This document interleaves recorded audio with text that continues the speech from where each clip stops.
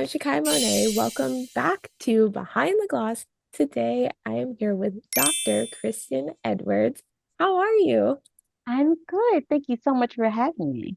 Of course, the owner and founder of Black and Green. So, yeah, what is Black and Green? So I'll tell you my whole little backstory.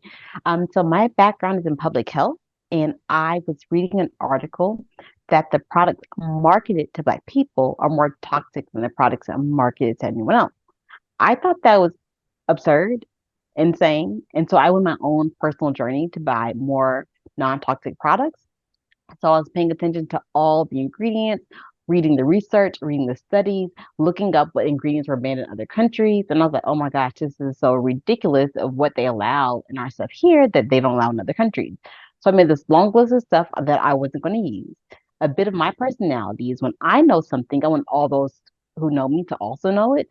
So I was harassing all my friends and family saying, you guys don't need to use this junk either.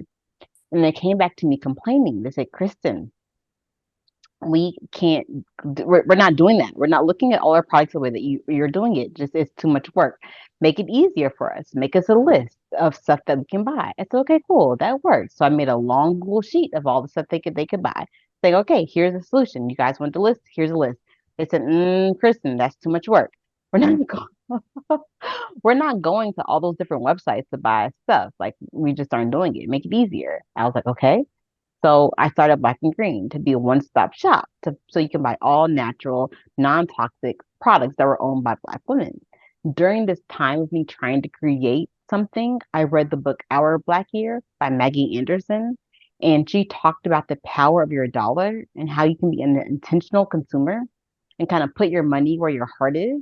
So if you care about Black women-owned brands, then support their businesses. Like show that's what you care about. And I was like, right. So I was moved and motivated. So, okay, I want Black and Green to be both. I want to be Black owned products and all natural and non-toxic products. And I also want to support women because oftentimes women are left behind in a lot of the business spaces. So that's how Black and Green was born, to be a marketplace to find all natural products. It has morphed into a lot more than that now, but that's how it started. Oh my gosh. Well, thank you so much because yeah, I do like care about those things. I want to like live healthier and be non-toxic, but your family and friends are right. It's really hard. And even, I think recently people be like, oh, like don't shop there or don't go there because they're unethical. And I'm like, where do I go? Like it's insane. And she's on a budget. So Right, exactly. it's And really nine hard. and products made by small businesses cost like five times more.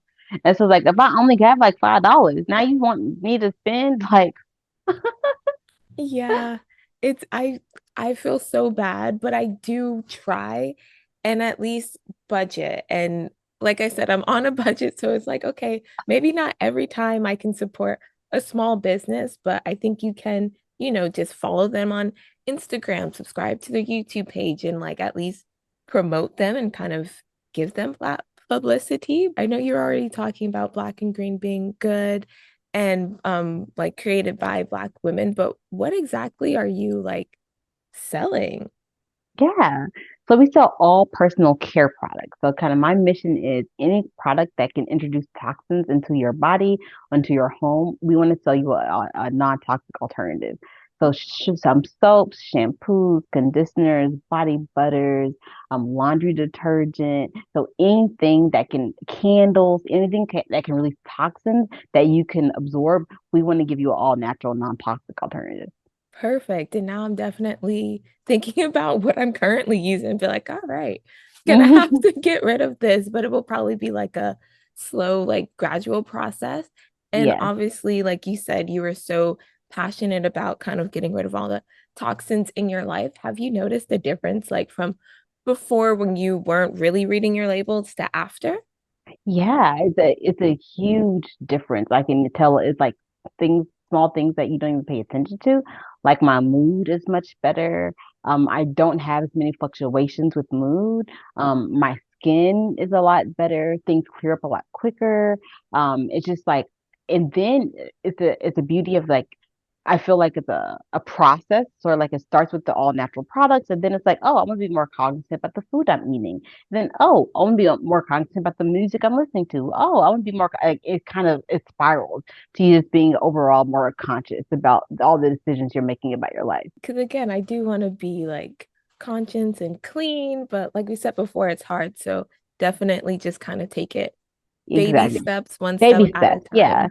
And one change is amazing. Like I have a personal goal to I want to get 1% better every single day. That's like my own personal goal. But it's that's not a big thing, just 1%. So if I make one little small change, I met my goal. So I don't try to make the goal so big that it feels unattainable. But if I can just get 1% better every single day, I feel I'm on that path. Okay. I really like that. 1% better every day. Yes. No, that's perfect. Because Yeah. yeah, I feel like I have these goals, not that they're realistic, but I think sometimes I get a bit intimidated by my own Yeah. ones, and it's like, Exactly. I don't know where to start. Exactly. And then the thing about it is that 1% better, if you went running today, you did your thing. So it's like, okay, good job, me. So it allows yourself to like pat yourself on the back more.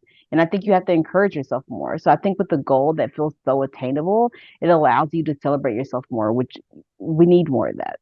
Oh, awesome. I love that. Like I'm gonna count this as my 1% today because Exactly. Exactly. yeah, just kind of need this pep talk. And you kind of already touched on Black and Green being so much more than just like an e-commerce site. Like I saw you have a blog, a YouTube channel, and a podcast. So what made you want to branch beyond just selling non-toxic products? Yeah. I think my core mission and ethos is helping Black women live happy, healthy, and free. And I know that products is a piece of that, but it's only a piece of that. So if no one ever buys a product off of Black and Green, which I really hope you do so I can stay into business, but if no one ever does, if you see ourselves on Instagram and it changes some, is that 1% for you a day? Or if you listen to our YouTube channels and it's that 1% for you a day, I want to serve as people's 1% as much as I can. You have. I haven't had time to dig into the podcast and YouTube channel as much as I want, but I did get to read your blog. Amazing. I'm already like changed by it. And just to, I guess, switch gears a bit, in your blog, one of the things I read was like you cut your hair and I see you're still wearing it short and natural, Yeah. but that was like a sign for you to just kind of start living fearlessly. To me, that takes a lot Yeah. of courage. Yes. Yeah. I think it was. Ah, man, let me see if I can put myself back there. And so I think that was like right before my big chop. And prior to that, I was getting relaxers. I was wearing my hair straight, and this whole idea of trying to really, for me, it was like look professional Mm. and feeling like braid or curly hair or textured hair was not professional. And so I was trying to keep it straighter and a little bit longer to feel more professional. But then I started challenging myself. I was like, but that has nothing to do with my work quality. Like, why do I feel like I need to look a certain type of way to be perceived a certain type of way? So I just started questioning that in my head. I got really into the natural hair movement and like reading all the things about it and learning more about it. And I felt encouraged. I was like, okay, I want to give it a try. I think probably the biggest thing, to be 100% honest, is I'm lazy and doing hair. And okay, let me rephrase that. Like I'm lazy about my hair. I just feel like there's better things for me to do with my time than doing my hair. Like I can be saving the world, and I don't want to spend 4 hours like trying to lie and Twist die, outs, yeah. twist and I would just get so frustrated. Then I was like, after I would do a twist out, and I spend an hour or two doing my hair. I was like, what benefit does this give to the world? None. And so I think I was getting frustrated about the amount of time I was spending. I would go to the beauty salon and be there 3 or 4 hours after I got it. I would get it straightened and blowed. And I was like, why am I wasting so much time? Money. Yeah, yes, it was time and then money. And I was like, why am I doing this? Because I'm trying to look professional for the white man? No. And I think it was like out of that like frustration. I was like, I'm just not doing it anymore. So no, like no, I'm not doing it. So I think it started from there. It just means wanting to take my time back. That I felt like I was sacrificing some of my life for somebody else's standard. I think I'm beautiful with short hair, so that's what I'm gonna do. You are. And I completely concur.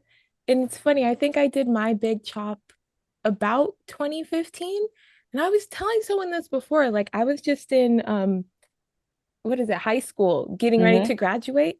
And I don't know why, but I was just sitting in the salon chair and I'm like, cut it off. Just Like, go for it. hey, whatever. And yeah, there is something very liberating.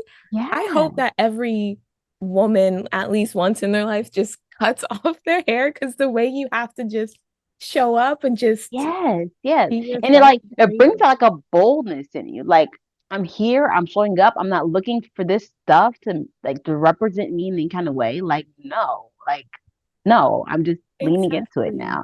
And now I'm going shorter because I had mine. It was it was grown out. It was probably it was actually a lot longer than this. And I just told my husband, I said, I found a picture. I said, I want my hair to look like this woman. He said, all right, baby, I'll shave it for you. I said, thank you. Like, he just shaved it more for me. No, that's amazing. I even heard like some of the products that are bad for Black people and Hmm. Black women in particular are hair products. So that was like one of the things I was like, all right, gotta go. And for me, I kind of grew up in more predominantly white areas. So Yeah. they didn't have anything for my hair. So I would be in the kitchen trying to like make my Mix it own up. thing. Yeah, but it's amazing like the strength you find when you kind of put yourself out your comfort zone a little bit. Yeah, But absolutely. yeah, because then I kind of wanted to, like, I think we touched on it, but again, with your business, I love that it's just called Black and Green. Like you're putting Black in the title. You said it's created by Black women for everyone. And yeah, just like why is it so important to highlight Black Yes. women? Yes, and let's talk about that because when I started Black and Green, I was very clear, Black, not people of color, Black. And that was like a big thing. You should be more inclusive to people of color. I was like, no, Black women. That's what I mean. That's what I'm talking about. Like, that's what I'm creating it for. And now I feel like we went through this phase where everyone was using the people of color terminology. Now I feel like people are veering away from it because I think they're realizing how minimizing it can be to lump Black folks into other experiences. Just because someone's not white doesn't mean they have the same experience as a Black person. Like, we all have our own experiences, so we shouldn't have to be lumped into people of color. Like, as if white is the only thing. Just you're you non-white folks. No, we are our own things. Like, I'm the person can be Asian, they can be Hispanic, they're different than somebody else. And so I think the terminology people of color tries to lump us all together when we really shouldn't be. I agree. Yeah, because I was gonna say like I guess this is rude to say, but whatever. I will feel a bit safer if it is, like mixed and I do see some people of color. I'm like, okay, cool. Like you kind of understand the oppression. But again, it's like we're still different though. You're Like right. Right. Yeah. And that's okay. I don't like We don't have to pretend to all be the same. It's okay to be different. We're not saying we're better. We're not saying we're worse. We're just different. It's just yeah. different. And even within the Black community, it's so many differences. So even within our own community, depending on where you live, depending on where your family's from, depending on what type of the state you live or what state you live in, you can have a completely different experience. So trying to even lump Black folks together sometimes can be an issue.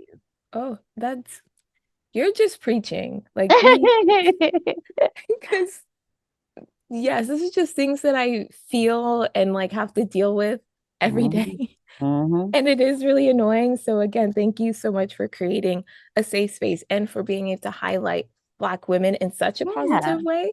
Because I don't know if we want to get into that, but there are some platforms that I don't think show us in our best light, and that can be Mm. problematic too. So it's a Yep, bit yep. annoying, but I love your podcast because you there are talking about women, Black women entrepreneurs as well. So again, I think you touched on, but why was that so important for you to have that platform? Yeah, I think that I just kept noticing that I was having conversations with folks about things, just us, me and them.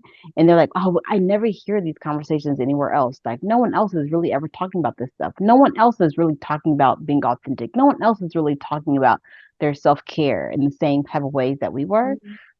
So I was like, all right, let's just record it and start having these conversations so other folks can hear it. So that's really where it started from.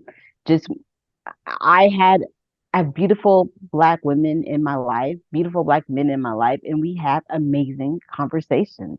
And just wanting to open it up to the world to hear them. I think for me, sometimes when I see us doing these things, I want to gatekeep it. And I'm like, no, this is for us. Like, black in it. Don't go and like, I guess that's wrong, but we see like cultural appropriation sometimes. And then I think some Yep. people, because they've heard it or like seen those things, they feel like they have like a familiarity with me. And it's like, Hmm. but you don't. Like, Right. Like, no, no. yeah, so I guess the question in that, even for you, like, do you have conversations and do you feel like you maybe want to gatekeep it for like keep it within the Black community at all? Or are you happy to share with the world? Oh man, that's a really good question. I don't know if I ever had anyone ask me that question before. I think I am I am unwilling to change who I'm doing it for. Mm, And so I've had this conversation. If I really want to scale black and green, it can't just be black women. I would have to expand it to people of color, blah, blah, blah, blah, blah, blah, blah. I'm like, no, I'm not. I'm creating a space for black women. And maybe that can scale, fine. Maybe that can't be fine. But that's who I'm creating it for. mm, But I do believe in order for us to heal, we all have to heal. mm, So black women can't just heal. Like all of us have to heal. And so if I can be a part of that healing conversation for more than black women, I would love to be a part of it. But I'm still creating it for black women. And then some and like and I'm okay with that because there's a lot of things that we watch and we listen to and we pay attention to that were created for white men and they aren't shy about that. So that was still done. And so I don't feel guilty about creating a space for black women that yes, please feel free if you are not a black woman, you can still come and get some of this healing. Healing is good enough for everybody. Everybody needs a little healing in their life. I love that. And that's true. And then I think the other part is I feel like, I don't know, Black women just, why do we have to help other people heal? I'm like, Right. on your own. But It definitely feels like we're always Captain Save the World. yeah, which I feel like is a double-edged sword. Like on one hand, I'm kind of like, you need us. Like step aside. Let me Like fix this. Like let me help you. But on the seriously. other hand, it is like, dang, I'm tired and I'm trying to figure myself out and heal myself. I don't Yes. have time to give to other people. So it's hard. I don't But even I know. mean, Like, I know I think that's it. Like you, it's the importance of black women have to do what they need to do for them. mm, Period, point blank. Is it okay for other folks watch and listen to my stuff? Yes, it's okay. I'm not creating it for you, and I'm not going to go push myself outside my boundaries to do something for you. Like I'm going to always lean in to what I need and what black women need and lean into my rest. If you happen to in my journey pick up some nuggets of improvement, okay, wonderful. I'm glad that we can do this together, but I am not, and I do not want black women to bend over backwards to try to help anybody else heal. We all need to heal ourselves. If we all was healed, we all be good. mhm. I love that. And even to your point of, we make it for us. Hmm. I just find it funny when people do get mad if like black is in the title and then they're like, now what if white people did that? And I'm like, but you did like when you wrote that constitution, like you Right. didn't Oh like yeah, I have a whole blog I wrote about that because somebody attacked me saying black and green was racist, and I was like, oh baby boy, you don't understand what racism is. And so I broke it all the way down for him. I can send you the link to him. Like, look, you legit don't understand the racism. Like, wow. that's one. Like, so let's just start there. Let me explain to you what it is. I can't be racist because I'm not the leading power. So therefore, I can't be racist. I can be prejudiced, but I can't be racist. You aren't shy about speaking about race, obviously. And I Hmm. think even on your blog and YouTube channel, you were talking about politics Yep. and religion, which these are things that, Hot topic. yes. So it's like, what? Well, I guess you already touched on it, but again, going like beyond race, what kind of made you want to talk about politics? Because obviously, Black people, we all don't agree on politics all the Yep. time, so that can Yep. cause division just within Yep. our Yep. community. Oh man, that's a really good question. Like, why? Basically, there's certain topics that I feel like are just hot topics that are touchy topics because people have different views on them that people are scared to talk about. They're scared to how it might impact business. So I think politics is one that's on that. I think race is one that can be on that. I think money sometimes is one that can kind of be a touchy thing. Religion is a big one that can also be a touchy thing. I think that whenever there's something where people can have varying opinions and you don't know what another person's opinion is, you're scared to give yours because you don't want to push them away.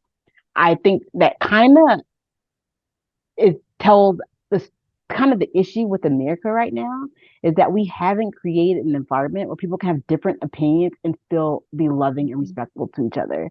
Like we've made America speak so polar opposite in some ways that we haven't created environments for different opinions. Different Mhm. opinions are okay. You can have different opinions and you can still love each other. You can have different opinions and still be friends.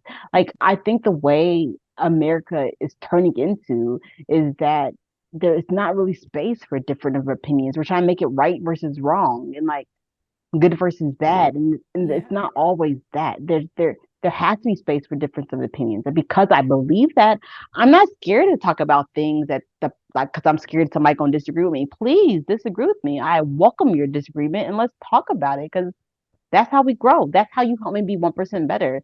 I might have thought something and I didn't voice it, so I never got challenged. Now I Yeah. can voice it. You can help challenge me like, oh, I never thought of that. So it helps me grow. I can't grow if I'm scared to be wrong. To me, what it sounds like is when you're engaging in conversations, you're not stating your opinion to change their mind. You're almost stating it to, in a way, kind of change your mind a little bit. Because Yeah, it's like, no, I want to know, like, this is my view, but tell me how I can look at it differently. Because again, I've exactly. only lived in this body, I don't know anything I don't beyond. know yours. And I am smart enough to understand that people who live in different bodies in different places, doing different things, can experience stuff differently.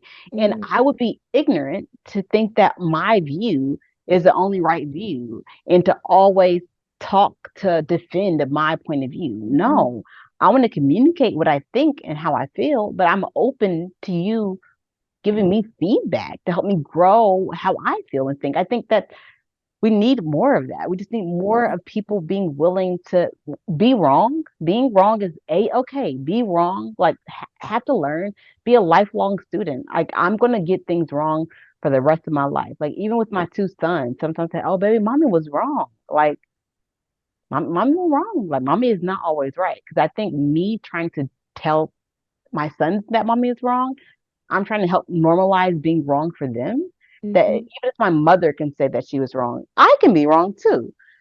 So I'm trying to help it. I'm trying to help being wrong to be okay. Like Mm, you don't have to always be right. You won't yeah. always be right. I love that. That's such a great way to approach it.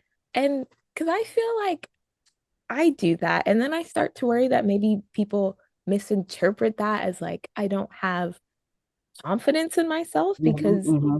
I think I kind of like naturally phrase everything as a question or like, oh yeah, so do you think that I don't know, we should have double jeopardy or should we not? Because I heard this case, but I also heard this case. Like, what do you think? And then I think people just, I don't know, I just feel like I get walked over, I guess. So Mm, like I guess my question is like I don't want to change like my empathetic heart or like yep. being sympathetic and understanding that I'm not always right. But then again, don't step to me with your craziness and think Yeah. that I'm Facts. always Facts. wrong. Yeah. I mean, that's exactly what I was gonna say. I was gonna say you feel like you're getting walked over sometimes. Those are your not your people. I Okay. feel like you need to find your people. So you need to Mhm. find your people who can challenge you and who you can challenge them. And we can each respect each other's different viewpoints. And then I feel like there's certain foundational things you probably need to have in similarities among. your people, and then other things can be more growing areas. So there is certain foundational things that we need to have in common. Yeah, I concur. Because I know even with like dating, they often say like opposites attract. And I'm just like, Hmm. what exactly is opposite though? Because like our morals, we kind of Right. need to be on the Yeah. same. And again, even with politics, I understand we need to have the same goal. Okay, we love America. We want what's best for her. Cool. Maybe we disagree on like how we're gonna go about it. Yep. But again, if you're talking about like specific groups of people, then we don't agree. Then Yeah. I don't know Yeah. how to, yeah, I'll just leave that alone. But anyways, like you just sound so wise. And I don't know, like when did you kind of like come to these realizations that it's okay to be Mhm. wrong? Was this like an aha moment or something you always had or something you had to Yeah. work towards? I think it's life. I think life just start life be lifing. And I think as lives that I developed a mindset of where I was not gonna let life beat me down, but whatever wrong thing that happened, I took it as a lesson. I think probably my big first one was when I went through divorce. And so I got married right out of undergrad and I was living the American dream. I went to college, I found a man, we was getting married, we was gonna have 2 kids, a dog, a house, a picket fence, we was gonna do the thing. So like I was walking down that path. But I look back on it, I mean, I was not even a whole year in. I was like, I am miserable. Like, oh. And he was a nice guy. So like he didn't hit me, he didn't beat me, he didn't cheat on me. Like he worked, he had a job. So everyone out there looking at us like, girl, like you got a black man who look cute, like who got a job. Like, what's wrong? I was like, because I'm miserable. That's what's wrong. I am miserable. This is not what I want. And so then when I realized I was miserable, then I was like, okay, Kristen, why are you miserable? Because it's not his fault. Like your misery is your fault. So like, why are you miserable? So I think that figuring out why it was miserable and gave me the space and the courage to step away from that marriage and to just really focus on myself for a couple of years. Just figuring out how can you make yourself happy? What does yourself need? What are the things that give you joy? What are the things that pull those joys away? Kind of get really fine tuned on what your list looks like so you can find a partner who fits into you when you know yourself better. I didn't know myself well enough to find a partner. So I found someone who was on the outside an amazing guy but just was miserable because I didn't know what I was looking for.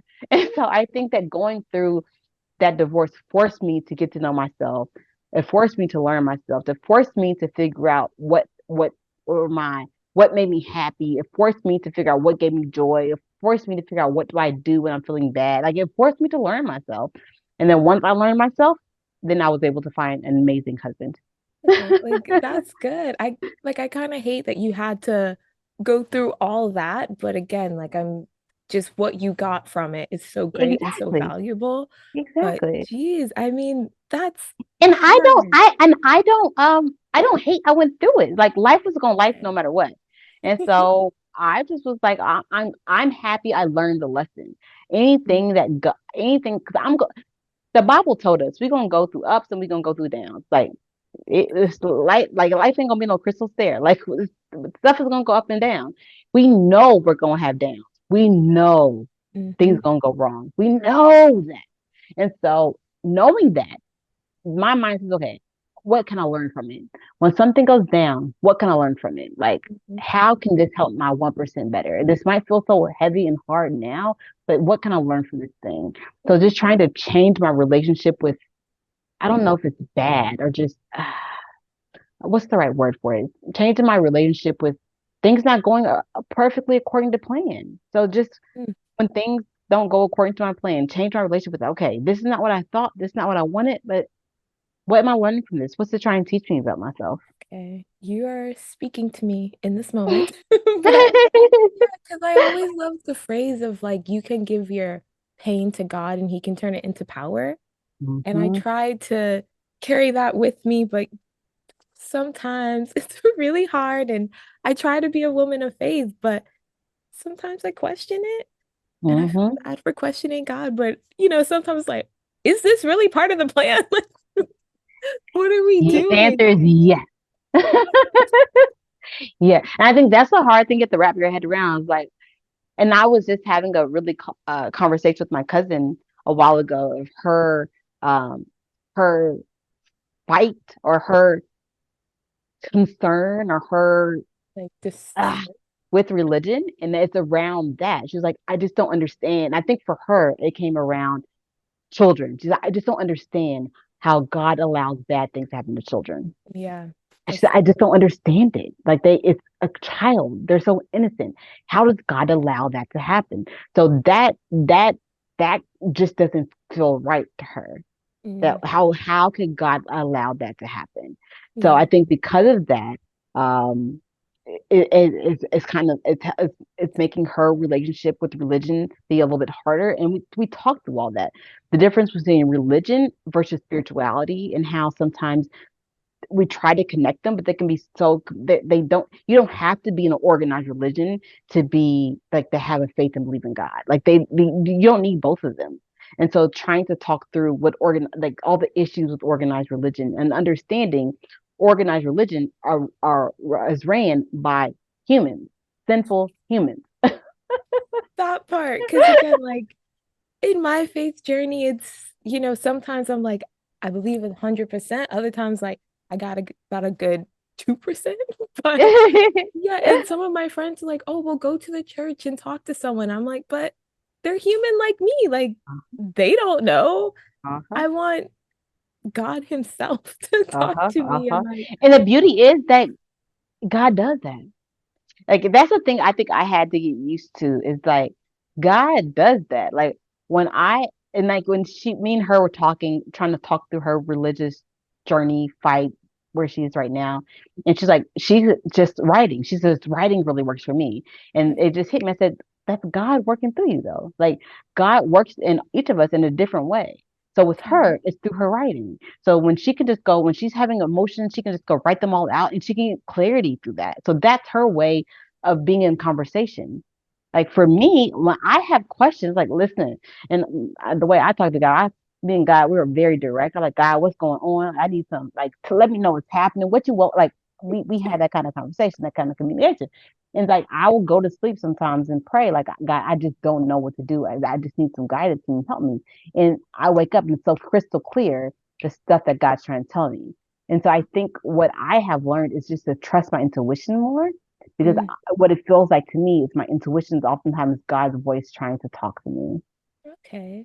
Yeah. Like that. Because I was struggling with that too. And I'm like, God, I don't know if I'm hearing from you. Like, is this you? Is this not Yeah. you? Like, Yeah. I don't want to speak for him and walk into a room. Exactly. God Exactly. told me I got to tell you. Yeah. I'm like, Yeah.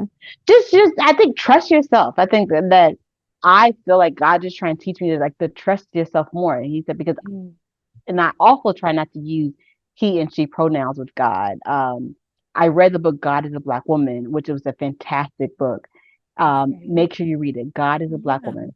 That book is so good.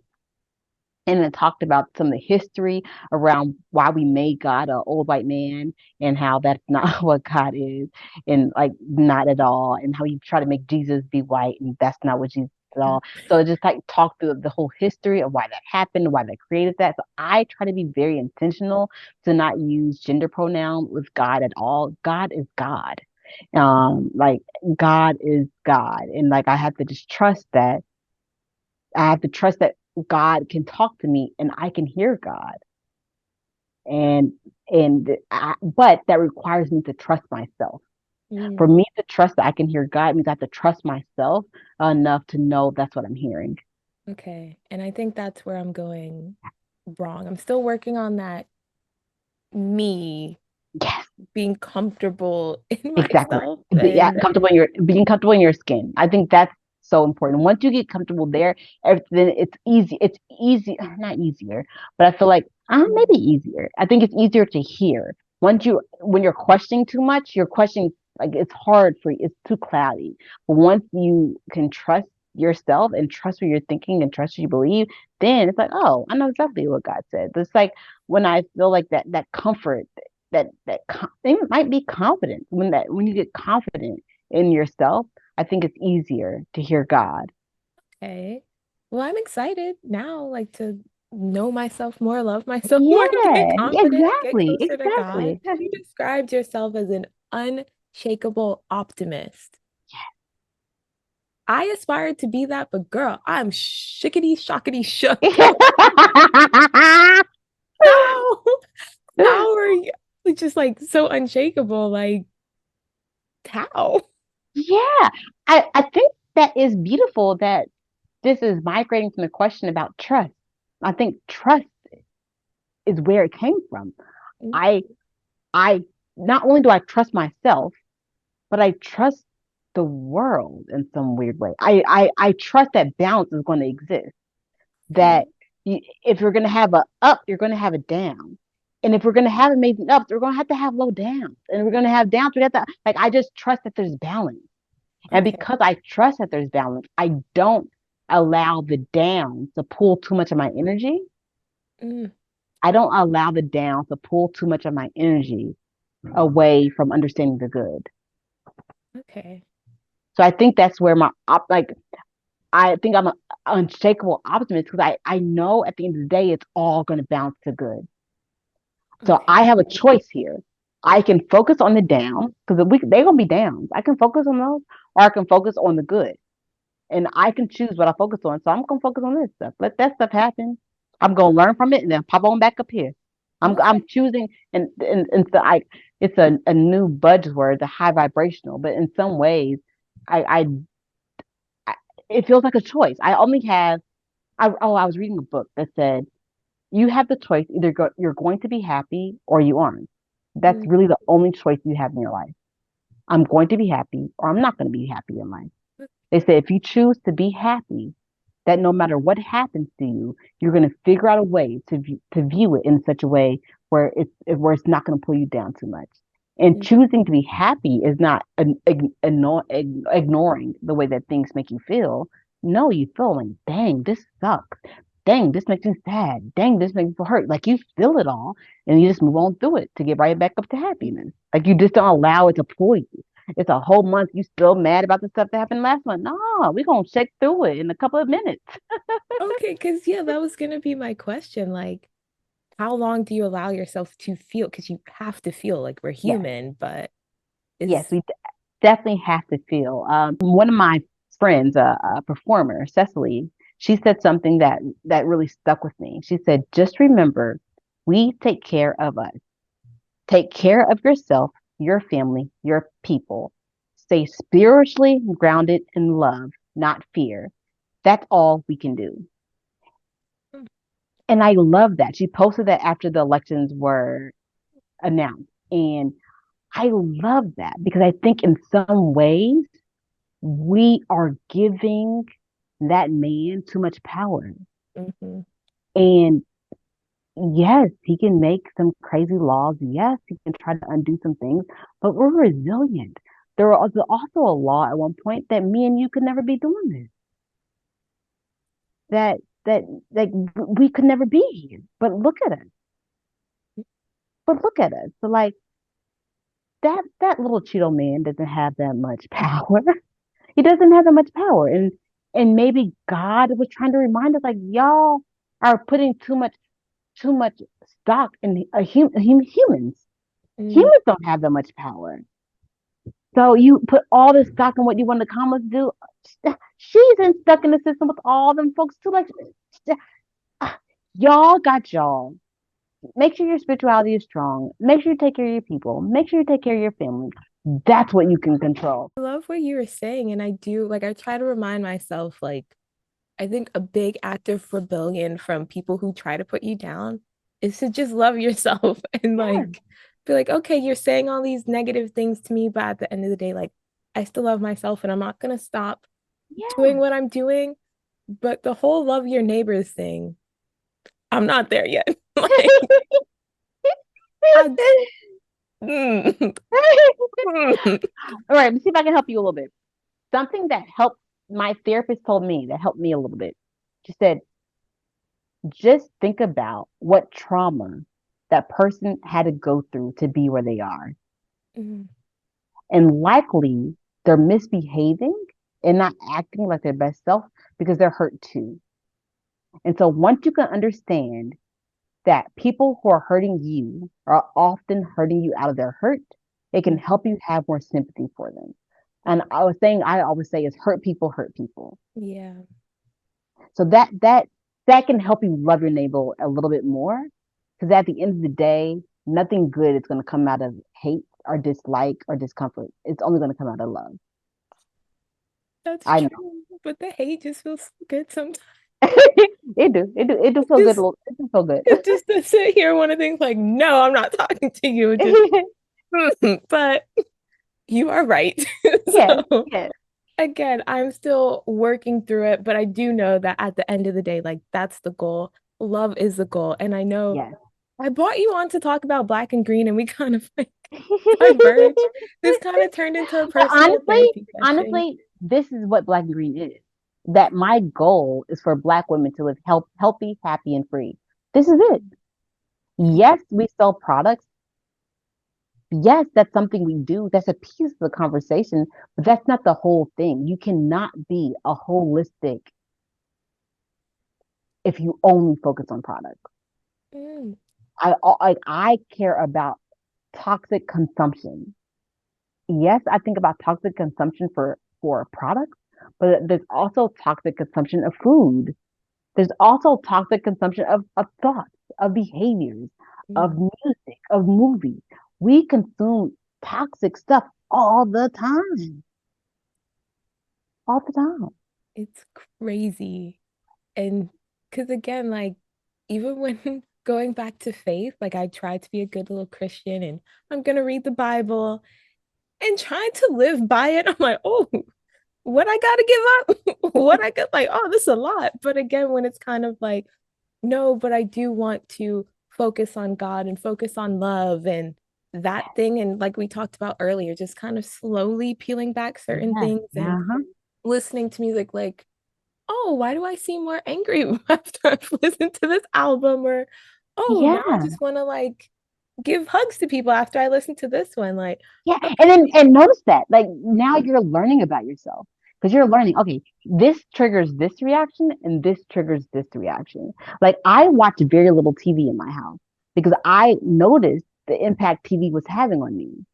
And so because of that, I watch very little TV. I watch documentaries. That's the main thing I watch. I watch documentaries. I watch shows. There's certain shows I watch. There was the season of my life where I was on all the reality TV. I was watching all the reality TV. Oh my gosh, that was an ugly season because it's just a whole bunch of crap. mhm. And now my next things I'm trying to help remove myself from social media, because I notice a difference when I'm on social media scrolling and looking at what other people are doing.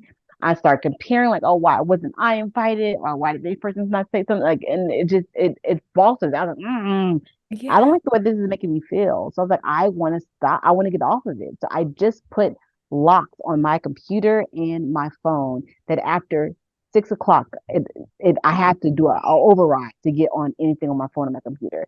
And it's a bitch, but yeah, but I think once you're doing it out of self-love, like it's so much easier. And yes, then, yeah, because I guess it's changing you as a person, but do you also see like the effects in being a boss and being an entrepreneur as yep, well? yep, because it helps me show up better. Mm, So, something I always say, especially when you're an entrepreneur, your business is you. So if you are sick and unwell and doing all this battling, it's going to show up in your business too. You're going to make decisions out of all this stuff.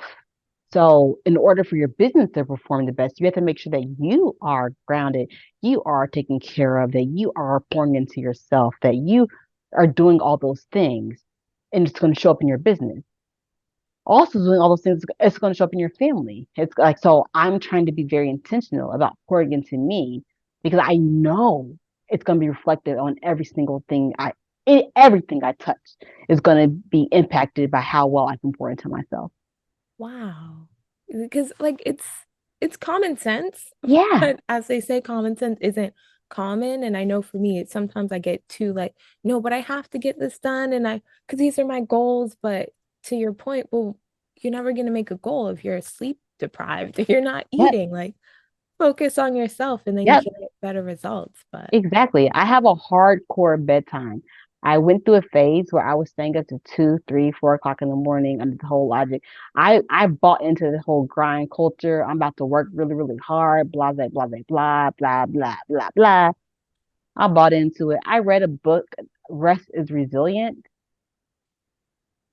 No, Rest is Resistant. Oh, that book was so good. That book was so good. It helped me understand why rest is so hard for Black folks and how how that was born out of slavery. Like we were just working all the time, and our value was in how much we worked. And so that's something we have adopted. That even now that we're not slaves anymore, but we still have bought into this mindset that I need to be working, working, working, working all the time. I got to always do something, always do something.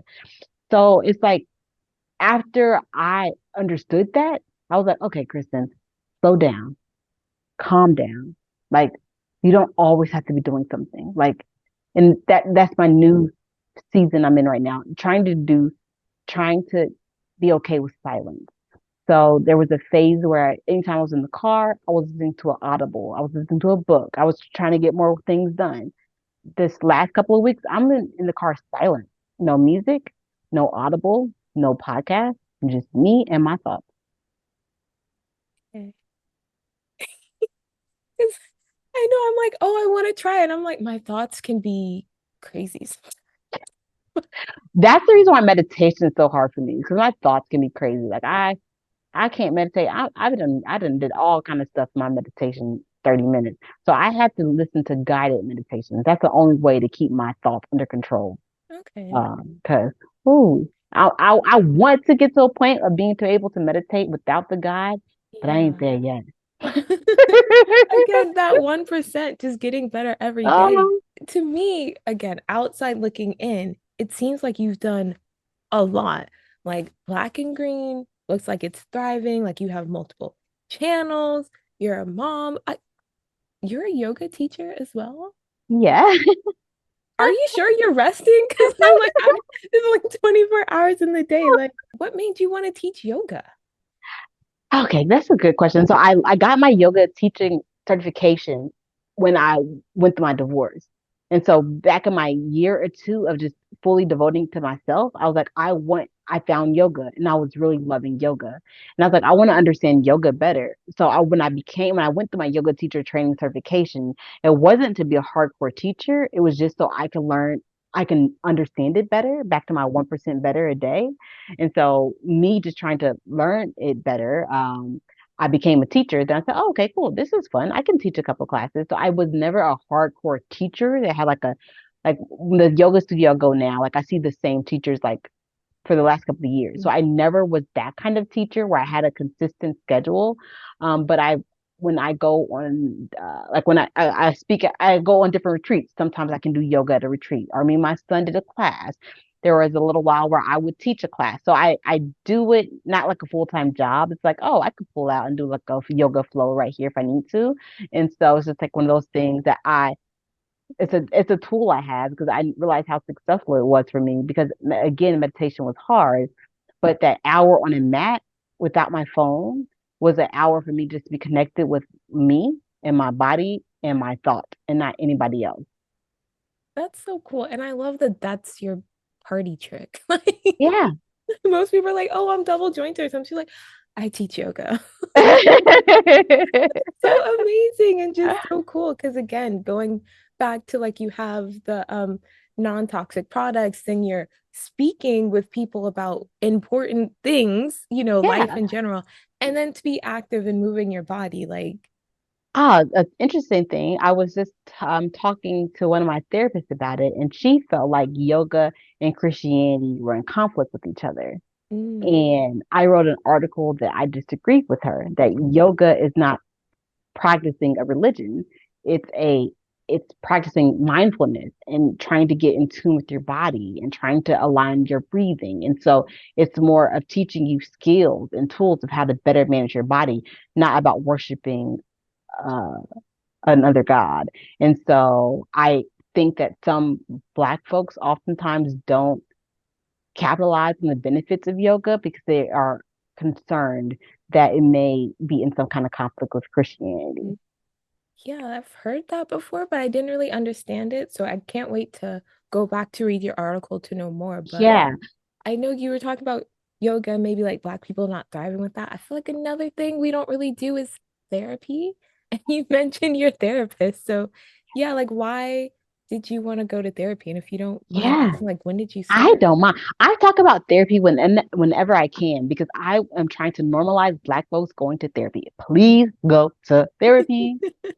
You deserve an hour to just to talk through what you're feeling, what's bothering you, for a person to talk it through with you and to try to pick up commonalities, try to pick up, you always feel like this after this thing happens to help you learn more about yourself. I love therapy. Like it has been so impactful for me. But again, I feel like my biggest goal and dream is I'm just trying to learn myself.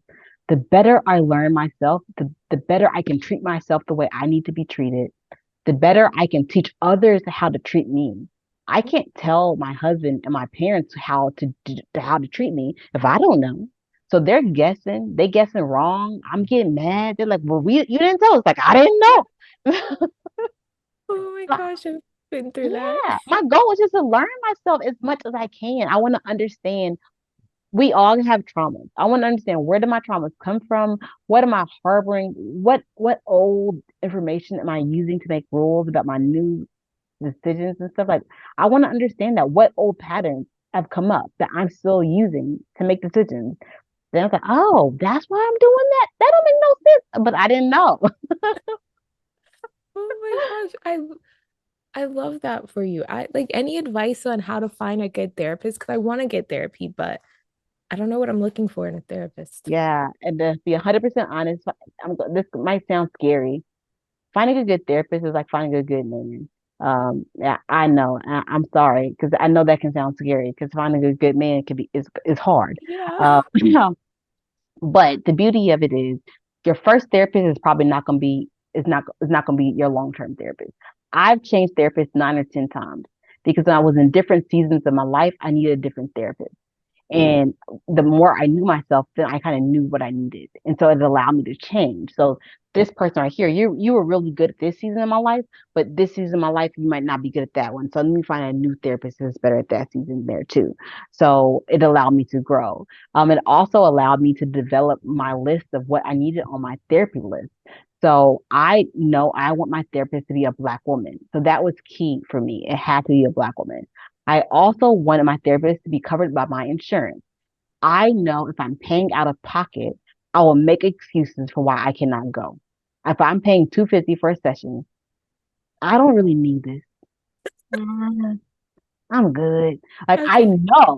I know that if I'm paying out of pocket, I'm gonna cancel a lot because this just costs too much money. Like I'm not paying $1,000 a month. No, I'm not doing it. Mhm. But I can do 60 a month. Like that just feels better for me. So I covered by insurance was vital and really important for me. Then I also like different styles. So I went to now after going to therapy more, I know the kind of style of therapy I'm looking for, the kind of style of therapy I need. And thank you. Like I No feel like I've problem. learned more about myself and got great tips from this. Good. Yeah, I mean, another piece of advice I really wanted from you. I saw you wrote a blog saying you had a pain-free childbirth. Yes. My whole life growing up, everyone's like, it's gonna hurt. And I'm just like, no, this like No, it's natural.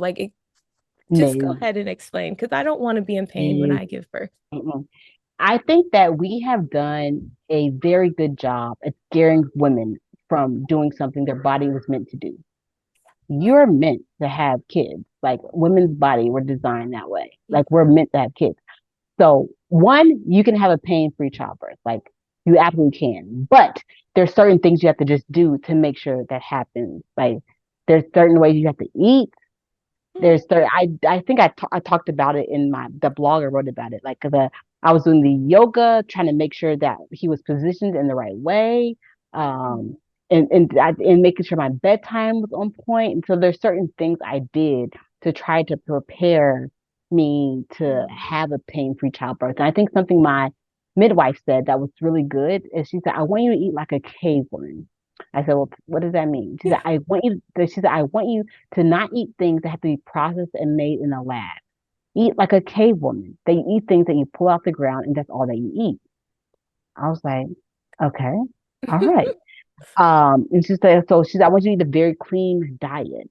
So I naturally lean more towards a clean diet anyways. When I was pregnant, I did that really hardcore. I was very serious about cutting out all my sugars. One of my favorite foods is a chocolate cookie. I love me a chocolate chip cookie.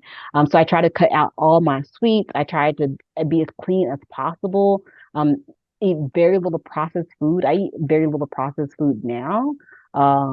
Because I eat so much, but you can't tell by how much I weigh. I eat a lot of food. But it's all natural food, and so it's okay. It's okay. I eat like a lot Yeah, of. but did you have cravings when you were pregnant? You just ignored them or? I'm trying to think, what craving did I have when I was pregnant? I had I had the one craving I had with my son, as I wanted a craving for hash browns. I had the craving for hash browns and pickles. I Mm. had hash browns and pickles. So I didn't have sweet cravings. Thank God I didn't have sweet cravings. So I only had we were to okay cravings. And then I also, because I did still wanted sweets, I tried to figure out how to get sweet in a healthier way. So Mm. instead of going and grabbing a cookie, I would grab a date. And so I try to be more intentional about, okay, I want to still get the sensation of something sweet, but I Mhm. don't want to eat sugar or chocolate chip cookie. So I'm going to go get a date instead. And so I just try to find alternatives to switch to get healthier things. Okay. I mean, dang, I was hoping you'd say like just mindset. I hate changing my diet. I'm like, but it's just so good. But But mindset is a big piece of it. I think the hypnobirthing I did, the hypnobirthing. okay. What my husband did is my last 6 months when I was pregnant, he recorded a whole hypnobirthing. Oh gosh, I forgot the name of it. There's some kind of meditation that you would do, and so he recorded that meditation. So every night when I was going to bed, I was listening to it. And what this meditation does is help you train your thoughts and body how to relax. And Okay. so even when I was giving birth to my second son, I was having contractions and I wasn't saying anything because I was already like putting myself in a calm position. And he was like, Kristen, did you have a contraction? I said, oh yeah, I had one. He said, you gotta tell me so I can time them. I was like, oh my bad. I was in my moment. So hypnobirthing was like very powerful just to help me Okay. learn how to train my brain that your body is designed to give labor. Your body is designed to do it. I also had my babies at home, which I think make a huge difference. That I was able to control my full environment. I think what hit me is that we're trying to make the hospital room look like your home. Why not just have the baby at home? Mm. Like this just seems so logical. And then the positioning that they lay you at the hospital is counter gravity. You need to be like this. Like, why are you like that? Okay, Like, I heard that. Yeah, on your back because it's easier yeah, for them to see what's going on. I'm like, I don't care yeah, about you. yeah, this smells on me. This had Exactly. nothing to do with you. So I had both my second son, I had standing up in the shower. Oh, wow. Yeah, so my midwife was on her way to my house. I got in the bathtub because we hadn't run the water in the thing yet. And I told her I was in the bathtub. She's like, no, don't get in the bathtub, get in the shower. She said, I don't want you to deliver in the bathtub. And she said, just go into the shower. She said, I'll be there to transfer you over to the Mm. tub pool that we have made for you. I said, okay, cool. So me and my husband hopped over to the shower and I delivered right there in the shower. And she walked in and we handed her the baby. I mean, not really. I had the baby on my chest. I think that there's But this still, because you want to be connected. I think the umbilical cord for like a hour or so. So I think I had the baby right here in the umbilical. I did a delayed cord cutting, and so because I think the something I was reading is about how there's all this vitamins and stuff still in the cord, and so we caught them too quick. They don't get all that into their body. So I did delayed cord clamping. So I just let all the vitamins go to him before we cut it. wow.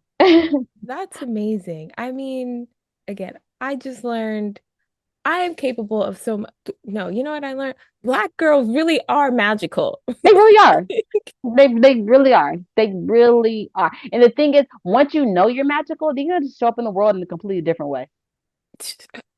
I'm excited for it tomorrow. I'm like, go Yeah. watch Hot World. I am Yeah. It's magic. like I'm here.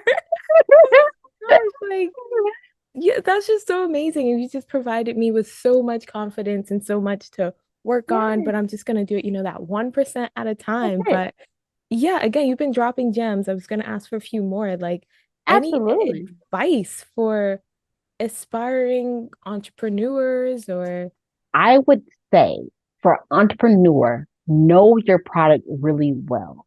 Like know what you're trying to create, do your research and make sure it doesn't already exist.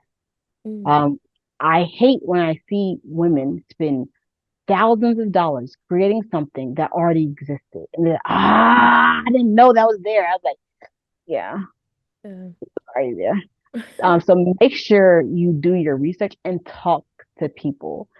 So I'm a big proponent of customer discovery. So when you think you have an idea for a new product or something new, talk to at least 100 people, and just and ask them questions to kind of understand what they're looking for. What's hard about that is you can't ask leading questions because if you ask leading questions, they're going to confirm exactly what you want them to confirm. You have to ask questions in such a way that you're not going to leave their answers. And so that's a skill because we all want to hear what we want to hear. So we want to lead them to say what we want them to say. But just ask a question. Like, let's say you have a new formula for a lotion. And let's say what makes your lotion special is that it's not going to be runny. It's going to be extra thick. It's going to be not as hard as a butter, but not as loose as a lotion. That's what's going to make your butter special, right? Let's say that's you. You got this new butter. You can't go to people and say, "Don't you hate that your lotion is too runny?" Yeah, I do. Don't you hate that butters are too thick? Yeah, I do. See, my thing's gonna be going. That's not what you do. You go and say, "What are you looking for when you put on?" And don't even use the word lotion to butter. What are you looking for when you put on body moisturizer? Just leave it open ended. So I think that's the most important question. My most important advice to folks is talk to your customers and don't leave them to say that your product's gonna be a good one. It's better to have an idea and don't waste money starting a business than trying to waste money starting a business and now you're out of 10, 20, $30,000. that part. Oh, yeah, just to be broke and without an idea. Uh-huh. I can't And, imagine and then anything. it can just send you on this negative loop that now you invested all your money to this thing. Now it's not working. Now you have no money. Now you feel bad about yourself. Why did I make this decision? Now you're beating up yourself. Why did I do this? So you're just beating yourself down. So now you're less confident. Now you can't do anything else. So all this happened where you could have talked to 100 folks that would have told you it wasn't a good idea. You could have saved your money and your time. I mean, again, at the end of the day, conversation is just so important. And again, I think people get shy or like don't want to Yeah. talk to people or not don't want to talk. They don't want to be honest. But if you're honest, you can like move honestly. You can get honest answers and be better. Like truth does hurt, but it's okay. We've talked Yeah. about this. You have your Exactly. highs, you have your lows, and that's life. So, Exactly. And to me, what hurts more is a lie. A lie mhm. always hurts more. A good lie hurts more than a truth that is bad, I guess. Like Yeah. I'd rather hear the bad truth for me to deal with than do you try to pretty up a lie that makes me feel better. No, don't protect my feelings, but tell me what it is. Like just keep it straight. Like I can't be better if you are lying to me. And I want to keep people around me who want me to be the best as possible. And I can only do that with folks who are willing to tell me how I can do. Yes, that part. That's Hmm. that's just great advice. Be honest, be yourself, you're magic. And yeah, I think you have it on your website, but it's like we don't like toxic people or toxic things in our products. Yep. So boom. Period. Exactly. Like I know we talked about so much, but I like to leave my last question open-ended and kind of for you just to, or I like to phrase it like if you were to lose your voice tomorrow, what is like the one thing you would want people to have heard from you or like to remember about you? If I lose my voice tomorrow, the last thing I would want to say is make sure that mm, you make as many conscious decisions as you could. Think through every decision. Yes, you're going to make wrong decisions. Yes, you're not going to always make the right one, but think about everything before you do it. Just be conscious of everything that you do. Don't just do things because it's habit, because that's what you used to do, because that's what someone told you to do. Think about every single thing before you do it and research it and talk to folks. Always make conscious decisions. I like that. In other words, stand on business. Be ready to And on stand there. business. Yeah. Put your glass on, get your boss on behind the glass. Mwah.